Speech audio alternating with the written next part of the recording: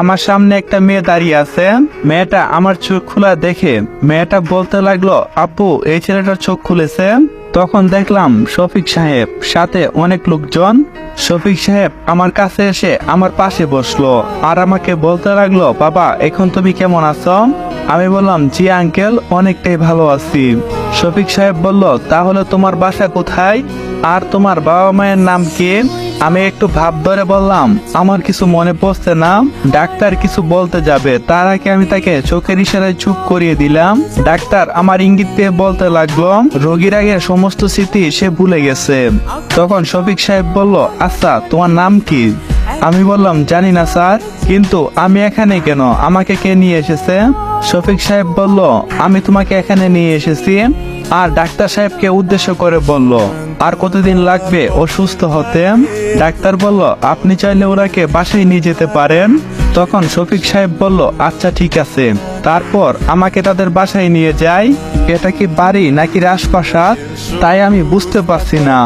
আর ওইদিকে মেঘলা মনে মনে বলতে লাগলো, স্বামী ফিরে এসো তুমি, আমার না অনেকটা একা একা লাগছে। আমি জেনে বুঝে এই কাজটা করতে চাইনি। আমি ভেবেছিলাম এই কাজটা করলে আমি তোমাকে আপন করে পাবো, নিজের করে পাবো। কিন্তু দেখো কি করতে গিয়ে কি হয়ে গেল। আমি তোমাকে কখনো হারাতে চাইনি। আমি সবাইকে সব সত্যটা খুলে বলবো। প্লিজ ফিরে এসো, প্লিজ ফিরে এসো স্বামী। এসব বলছে আর কান্না করছে।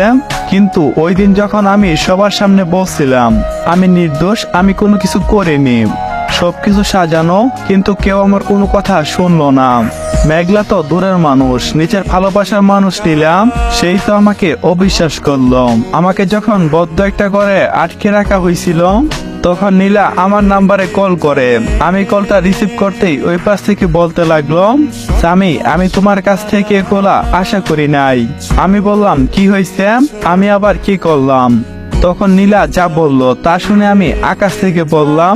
নীলা বলতে লাগলো, আমার কিসের কমতি ছিল যার জন্য তুমি মেঘলার সাথে? ছি, আমার বলতে লজ্জা হচ্ছে স্বামী। আমি ভেবেছিলাম তুমি আর 10টা ছেলের মতো না, অনেকটাই সাধারণ, কিন্তু তুমি আমার সাথে এই কাজটা করলাম। আমি বললাম, প্লিজ আমাকে বিশ্বাস করো, সবকিছু সাজানো, এটা মেঘলার একটা চাল। নীলা বলল, আমাকে তুমি আদা পড়া দিতে আইসো না। ছি স্বামী, আমি ভাবতে পারি নাই যে তুমি এতটা খারাপ। আর হ্যাঁ শুনো, আর কখনো আমার সাথে কোনো যোগাযোগ করবে না। আমি কান্না করতে করতে বলতে লাগলাম, প্লিজ বিশ্বাস করো। কিন্তু আমার কথা শোনার আগেই নীলা ফোনটা কেটে দেই। এসব ভাবছি আর কান্না করছি। তখনই শফিক সাহেবের ধাক্কায় হুঁশ ফিরল আমার।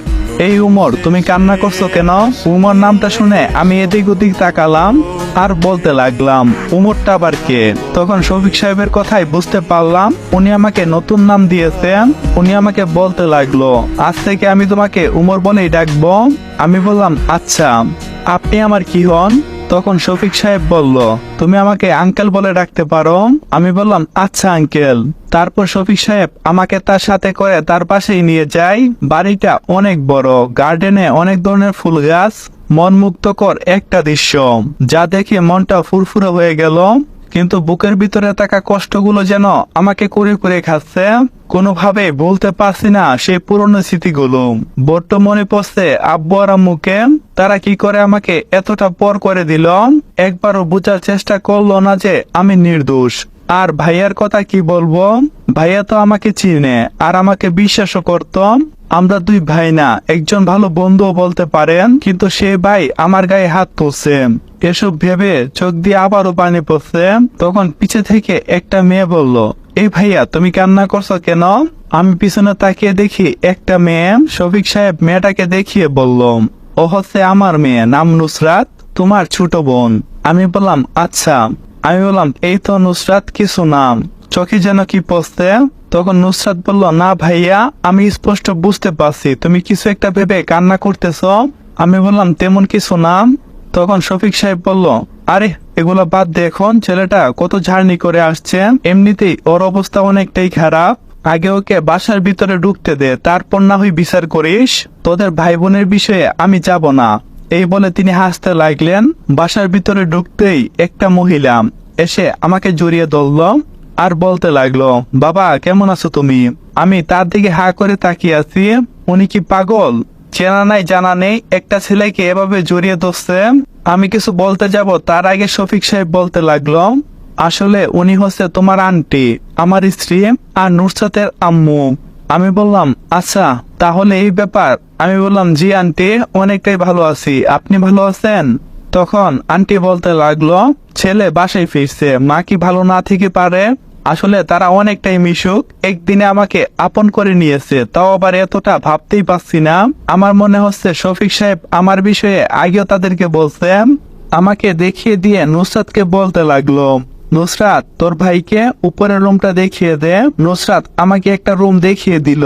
রুমটা অনেকটাই পরিপাটি আর সুন্দর করে সাজানো, কিন্তু এখানে তো আমার ছবি, আর এটা তো আমি তুলি নাই। তাহলে এই ছেলেকে হুবহুব আমার মতো দেখতে? জানতে চাইলে গল্পের সাথেই থাকেন, অবশ্যই বুঝতে পারবেন। আর ভিডিওটা ভালো লাগলে অবশ্যই চ্যানেলটা সাবস্ক্রাইব করবেন, ভিডিওতে একটা লাইক আর সুন্দর করে একটা কমেন্ট করে দেবেন। ভালো থাকবেন, নিজেকে খেয়াল রাখবেন। আল্লাহ হাফেজ।